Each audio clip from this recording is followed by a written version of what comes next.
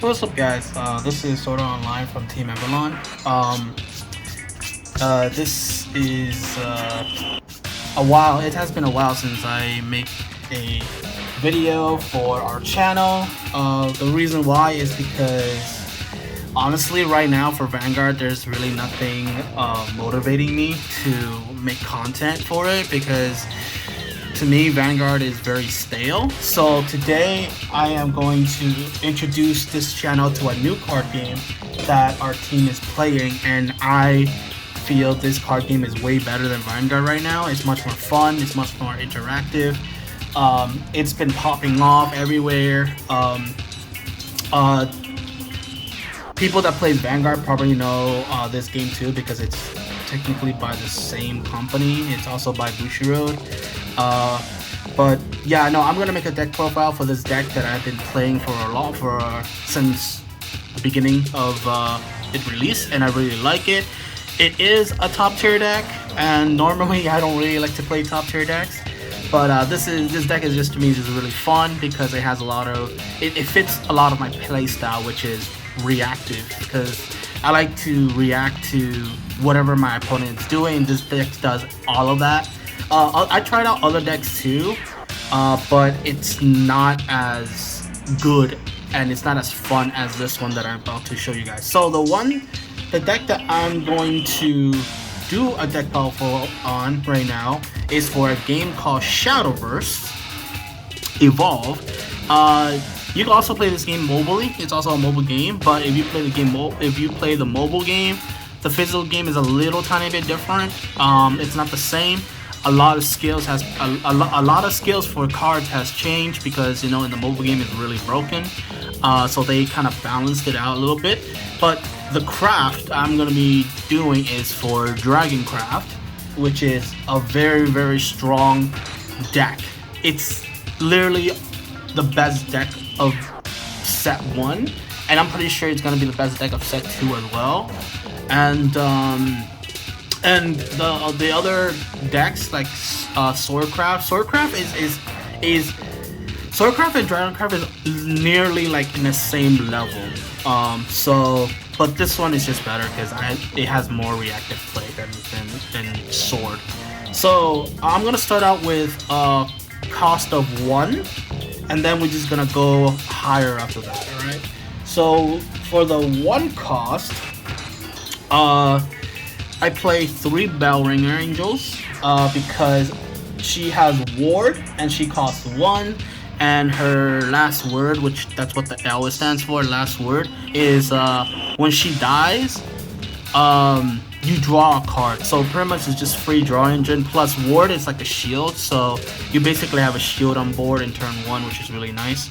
And for DragonCraft, since it's like mid to late game, you need all the shields in the beginning. As you can when you build up all the your plays. And then the other is gonna be Blazing Breath Dragon. So Blazing Breath Dragon is a quick spell.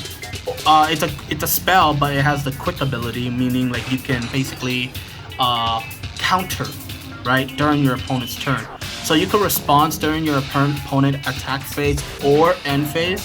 So what it does is it deals 2 damage to any followers, creature, monsters, units, whatever card games you play. Pretty much deal 2 damage to any follower that your opponents have on the field. And if you have Overflow active, you deal 4 damage instead. And it's for a 1 cost, which is really nice. So this card is really good against Sword because they play like a bunch of babies. It's good against Abyss. It's good against Ruins if they decide to bring on monsters. It's good overall because it deals 4 damage. It's even good against mirror matches because if they bring out cards that have like less than 5 health. Less than 4 health or 4 or less health. You can just pop it. So it's really good for it's so like it is great overall, and that's why I play 3 because it's for like I said, counterplay. So that was all great. That was all level or cost 1. Now we're gonna move on to cost 2. So for cost 2, I play obviously the spell card Dragon Oracle. You mostly use this to ramp. to your play points. So when you play this, you have two effects. You could choose to either draw a card or you choose to ramp. Everybody that plays DragonCraft will choose to ramp in the beginning. If they have this in early game, you would choose to ramp. Like, people will even mulligan just to get these out. Like me, if I don't see like a 1 cost, or if I don't see a 2 cost, if I don't see this, then I will definitely hard mulligan for them, because early game for Dragon is really important that you ramp as fast as possible. So Dragon Oracle is a must-have as 3. I don't think any Dragon player played less than that. Like, there's no way. And then the other 2 costs is Shape-Shifting Mage. Shape-Shifting Mage in the beginning is really like not that great until you reach Overflow, because when you become Overflow, he gets +3/+3, so that makes him a 5/5. And then even the 5/5 for a 2 cost, it's like man, right? Because it doesn't have any other ability. But the evolved version of this card is insane. The evolved version of this card is literally, to me, is like a board control. And I'm gonna tell you guys that when we go to the evolved deck. But yes, so 3 mages, just so you can see it early, and you can use it as much as possible if your opponent has a very threatening board.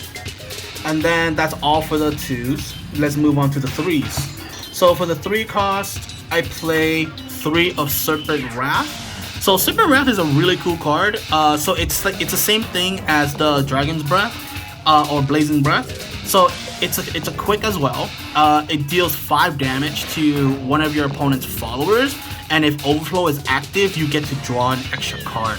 So drawing cards for Dragon is really nice. I mean, drawing cards in any deck is really nice, right? But this one, it kills. It most of the time kills anything, because it deals 5. Especially for a cost of 3.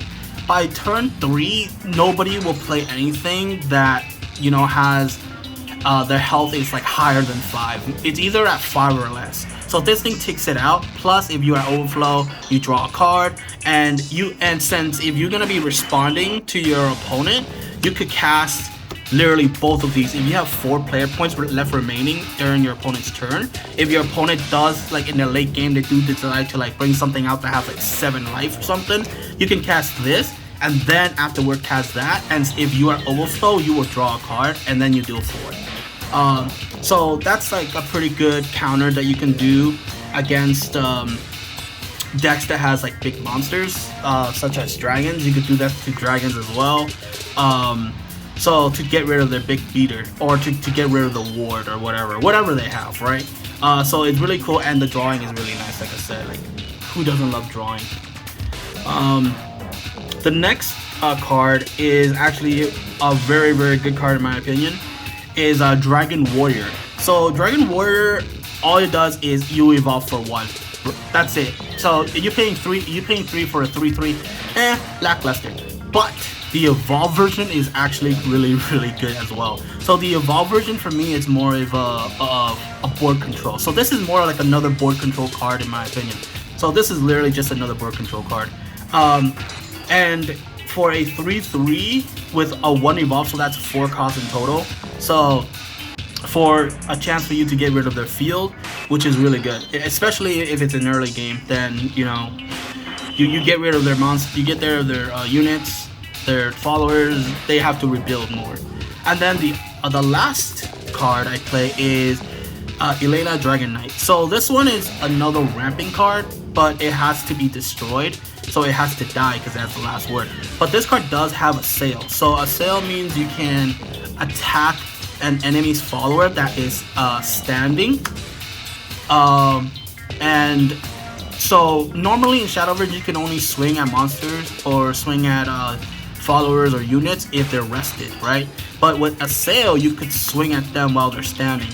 So a lot of people have like, you know, they have like mutual feelings about this card, same as me, because I feel like in turn 3 there's better cards to play, but since I have, you know, more space, more room in my deck, I decided to keep these in as a 2-of, because like there is times where I wish I can ramp even further or ramp even more. So I would just throw this down on turn 3, wait for an extra turn. If my opponent decides to kill this off, cool, I ramp. If not, then I would swing at their monster that has the highest health to reduce their health and kill this off and ramp more, and then just kill that monster off or kill that unit off with another card, if it's like a threat. So that's what I use her for, is literally just to ping damage. It's not really meant to kill something. It's more of pinging. And if this card end up dying because my opponent casts a spell or something that kills it off, that's fine. I would love you to kill it off. Yes, give me more player point, so I could overflow faster. So that's the point of her being in there. So that's all the 3 costs. Now we're gonna move on to the 4 costs. 4 costs, you have a lot more cards to play. So first and foremost, 2 executions. Executions is in my opinion, it is the best staple card in any deck. For reason why is because it kills anything for a 4 cost. So if you're playing against DragonCraft, right? If they decided to bring out Genesis Dragon and they try to kill you in one go, you just say, okay, on attack phase, response, execution, kill it. Now they can't kill you. Or if you're playing against Havencraft and if they have a amulet that's very annoying and you want to get rid of it, just get rid of it. Because execution is a quick, so you could respond to them during attack phase or at the end phase. So this card, you can kill anything. So it's meant to kill big boss monsters that can kill you, right? So at the end of your turn, just make sure you have 4 player points available. And if your opponent doesn't know you have this card in hand, then they're gonna try to go out and try to win. Now, if your opponent doesn't know you have this card in hand, like, you know, people that are really unfamiliar with this card, or people doesn't expect you to have this card, but they saw you have 4 player point, because there is players like that, believe me, because there is some player that's unexperienced and they will forget cards like this.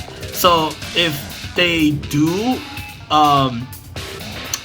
what is that? So if they do see you have 4 player point, they might not go all out because they will expect you to have execution. And if they don't, then that's fine. You know, that means you survive another turn because they decided not to go off because they think that you have this. Now, if they don't think you have this and you just have the player point as bait, then they'll go out and then you just boom, kill it off.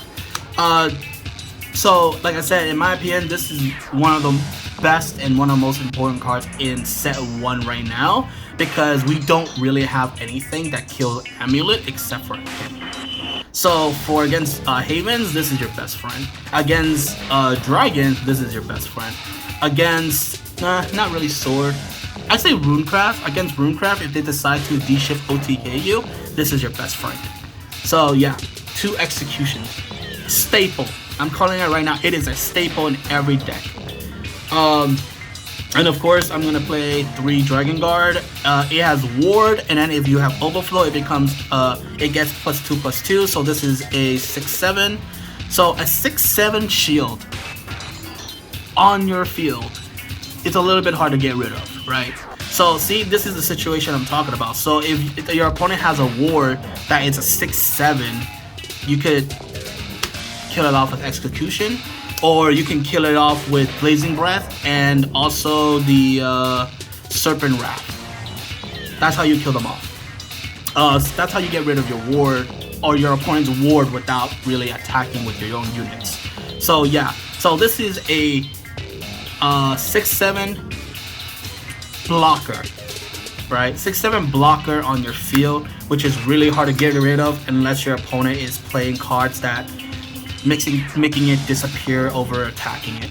So against Sword, this card is actually a nightmare because Sword doesn't really play any remover spells. The only removal card they have is Tsubaki, which is a 6 cost and it has 2 effects. It's either you give Tsubaki Storm or instantly kill a unit. or instantly kill a follower, and they mostly just aim for this. But there is a way to play against Tsubaki, and I will show you guys that, how to play against Tsubaki. Oh, play around Tsubaki. And then the other 4-cost card is Erd.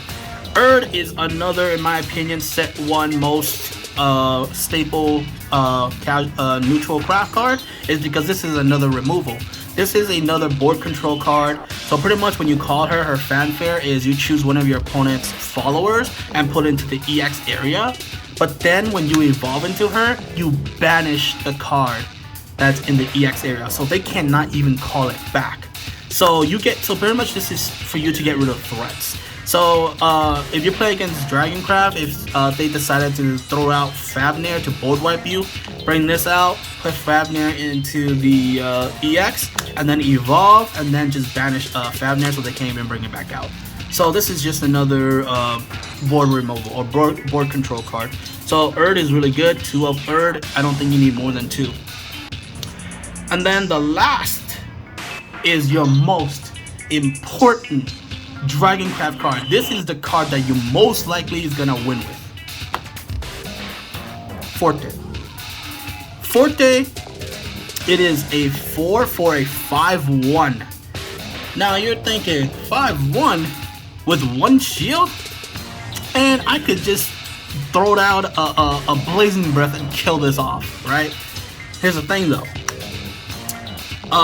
It has Storm first of all, okay, but hold on. The Evolve version give her the ability of Aura. Aura means this card cannot be targeted by a abilities or effect. So now if you're thinking like, oh, I'm just gonna blow up with the spell, well, not anymore, because the Evolve version said so. So you're taking 7 to the face. Your opponent cannot even doing anything. The only way they can get rid of this card if they play card that deals AoE damage. So if they throw out a card that does not target, that just deal damage all over, then yeah, they could kill this card. So pretty much the only card that I believe that can do that right now is or the only craft that can do that right now is pretty much Rune. RuneCraft has that ability. Sword doesn't. Dragon has 1 card that does it, but it is not a quick play. I don't think Forest has that either. Abyss, I think Abyss is mostly target. So pretty much it's the only way you can get rid of this if you play against Rune, when Rune just does AoE damage. But if they do not, then you're taking 7 to the face. So this is your most important card, and if you see this during turn 4, turn 5, mostly 5 because you need 2 costs to evolve her, which is kind of hurt a little bit, but it makes sense though. It's fair that way because this is a very powerful card. This is a very, very strong card because it does a lot of damage, and it has aura, and you don't want to deal with that. So that was 4. Now we're gonna move on to a 5 cost. So first we play Camouflagrations.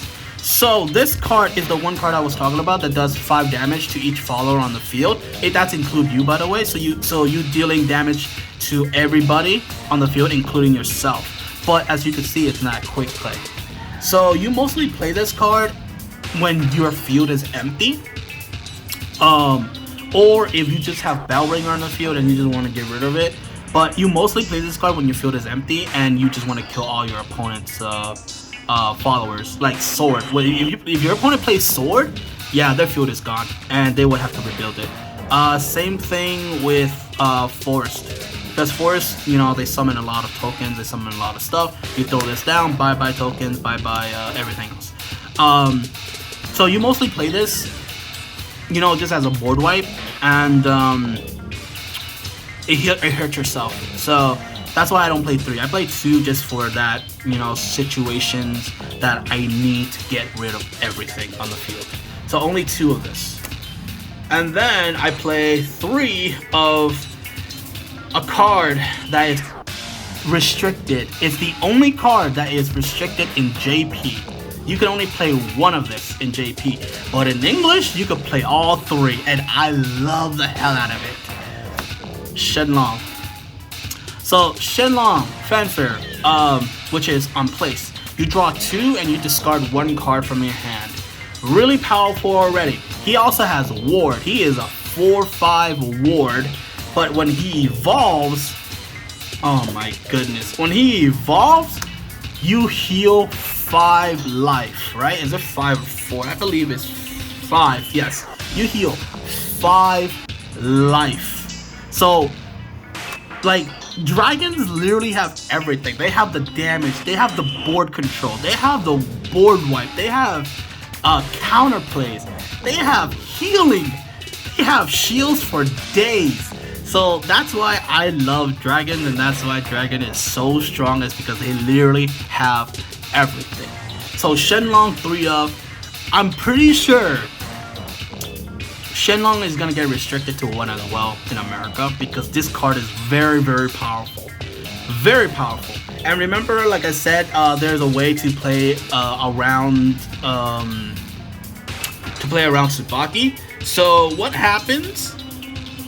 So you would have Shenlong with Ward, Evolve, and then you will have this on the board. They both gain Ward, right? And they're both very big Ward, especially the Shenlong Evolve. When Shenlong evolves, he is an 8, I believe. He has 8 shield, right? No, he's a 6. So he is a 6 shield. So you have a 6/7, and you have a 6 shield card. They both has Ward, so Tsubaki can only get rid of 1, and they have to deal with the other. So that's how you play around Tsubaki. You make them choose to who you want to get rid of. Most likely they're gonna get rid of the Dragon Guard, because it is a bigger. But then you still have Shenlong to defend your life. Like, dude, what are they gonna do? So 3 Shenlong, I'm pretty sure he's gonna get restricted to 1, because it's very, very powerful.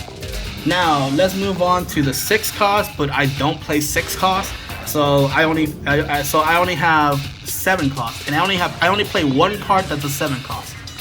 Lucifer himself. So Lucifer is not really that important in my eyes. Lucifer is more like a tech card. He's a 7 cost, and you evolve for free. At the end of your phase, during your end phase, basically at the start of your end phase, he gives you 4 life. So you heal 4, and then he also has Ward. So you could also declare Ward during your end phase. He does have an evolve, but honestly, it's rare for me to even evolve to him. Honestly, it's rare for me to even bring out Lucifer, because most of the time I win my games with Genesis, Forte, or Fafnir. Like, it's rare for me to bring out Lucifer at all, to be honest. So I only play 1 because it's literally just for attack. It's not really that important. So you could play the deck without Lucifer, but that means you just have less way to heal, because Lucifer does heal you 4 at the start of your end phase. So yeah, I play 1 Lucifer only. And now let's move on to the 8 cost. So I play 2 Fafnir. This is also a board wipe. So on Fanfare, on enter, it does 5 damage to each enemy followers on the field. So bye Sword Army, bye Forest Army. I guess Abyss as well, bye Abyss. Rune doesn't really play anything unless they're planning to OTK you, or unless you're playing against Earthquake or Dirt. Then this card will do something. So now you have an 8/7/8 that your opponent has to deal with, because you just wipe their board. They can't really do anything, right? So the only way to get rid of this card is pretty much just burn it to death. With Rune, you could just kill it off straight up. Tsubaki, as a sword user, you just throw down Tsubaki, kill this off, because if you don't kill it off, you're most likely going to die on your opponent's turn. So this is a threat that they have to get rid of regardless. They have to. So yeah, 2 Fafnir just for the threat. And then of course the last 2 cards, Genesis Dragon. It is your finisher. It is a 10/12 for a 9 cost. They also have Storm. But like I said, This is why you play Execution. Get rid of this, and they can't really do anything else. And it's a 9, by the way. It is a 9 cost, so they have to waste a lot of play points just to get this boy out. So they have to make sure you are dying. So the way I play Genesis Dragon, right? It's like I make sure, right? I make sure that like I have enough followers on the field that I can put you to threatening life, or I could put you into kill range, right? And then I will throw out Genesis Dragon to either bait you, or if they don't have anything, then I win. So when I say I put you into what is it called? If I have I make sure I have enough followers that to put into kill range is because is what I mean is like I put you into enough damage where even if you survive this turn, on my next turn you're 100% dead. That's what I mean. And then I just throw this out as a bait. So if you take the bait and you use a card to pop it, cool. You're still in kill range in my next turn. If you don't, then you die there. You know, that's how it works. That's why I tell my friends, like I tell all my friends that play Sword, it is great to have executions, is so you can get rid of this. This is a threat to Swords. So if they don't, then this is gonna have to take it to the face, and they can't really do anything about it. That's just how it is. So that's why execution is so handy.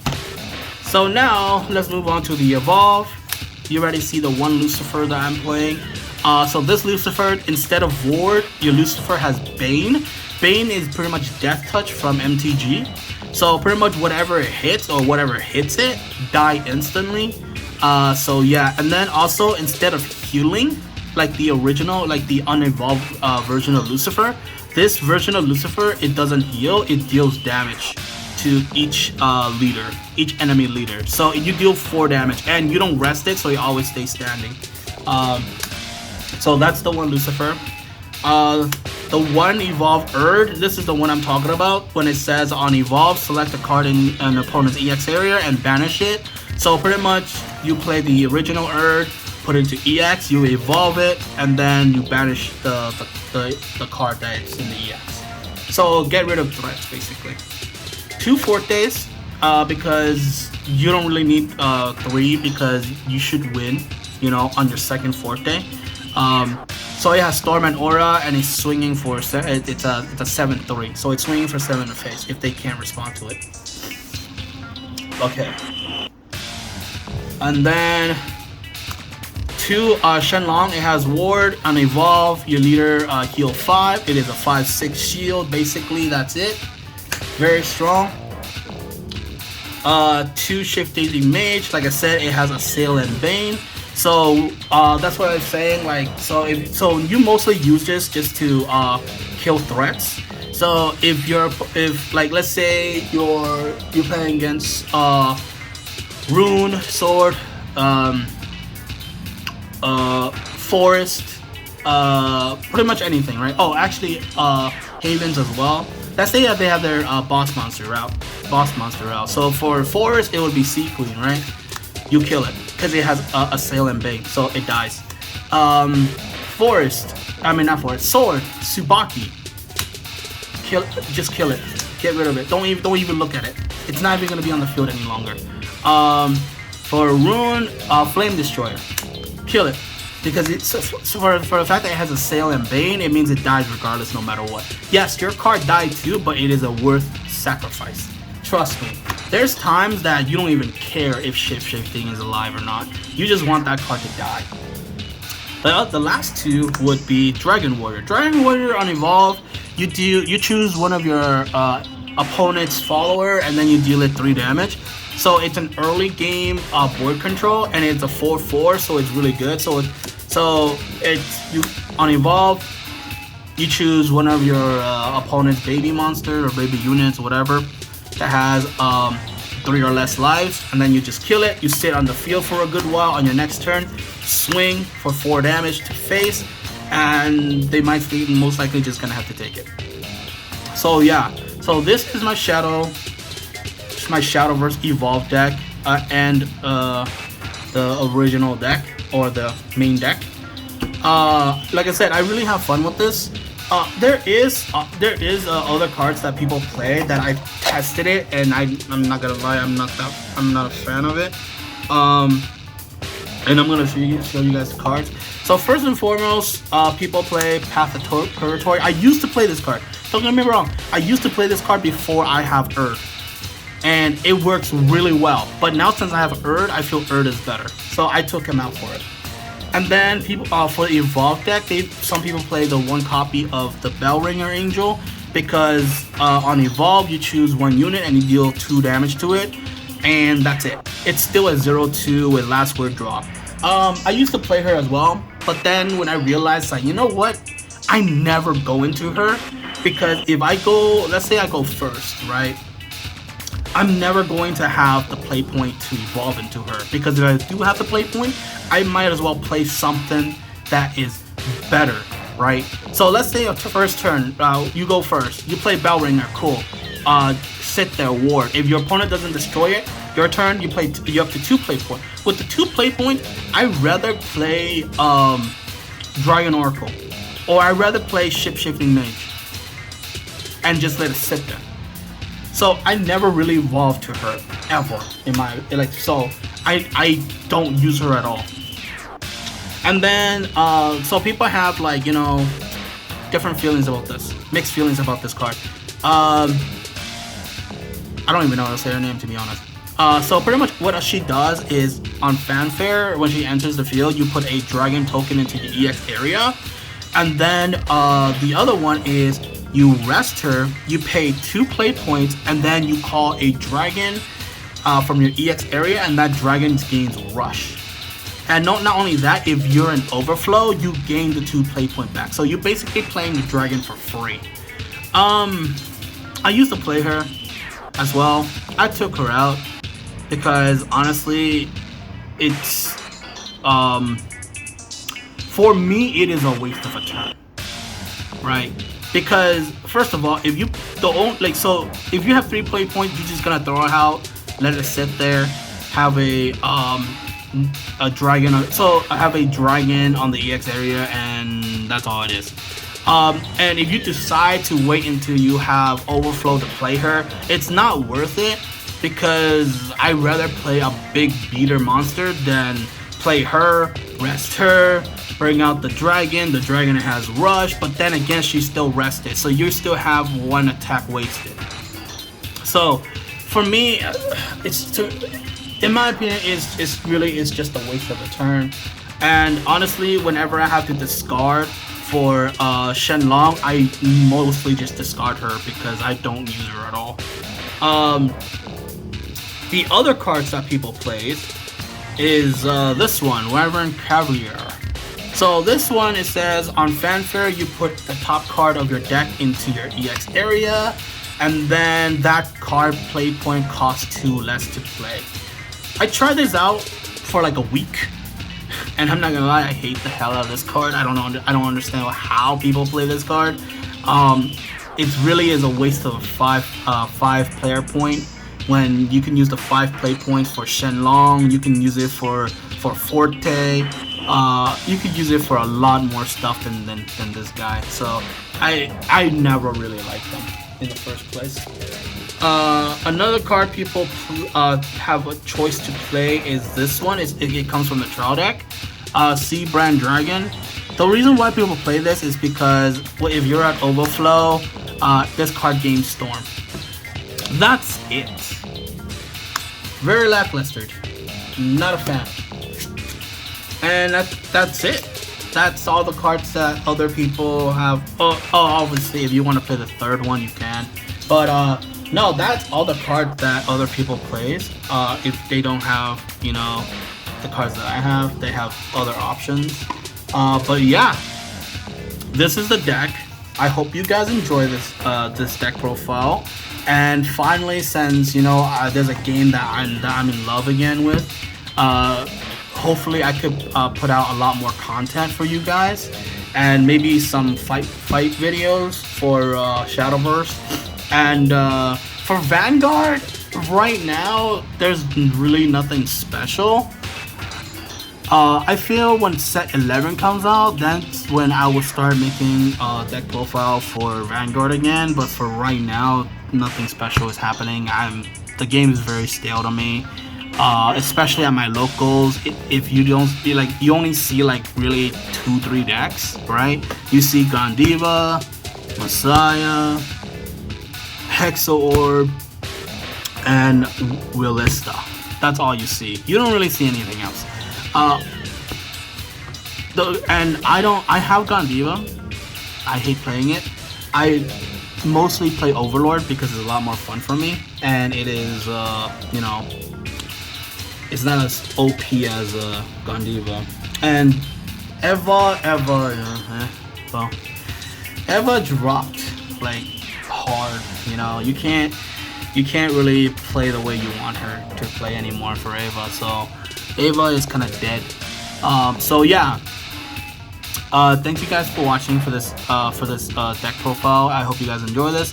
If you guys like this video, please give this video a thumbs up.